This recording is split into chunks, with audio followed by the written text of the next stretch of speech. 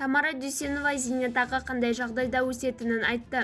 Тамара Дүйсенова журналистердің жыл соңына дейін зейнетақы тағы көтеріле ме деген сұрағына жауап берді.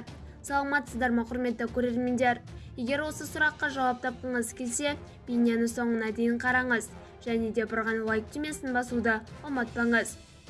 Вице-премьер, еңбек және халықты әлеуметтік қорғау министрі Тамара Дүйсенова журналистердің жыл соңына дейін зейнетақы тағы көтеріле ме деген сұрағына жауап берді.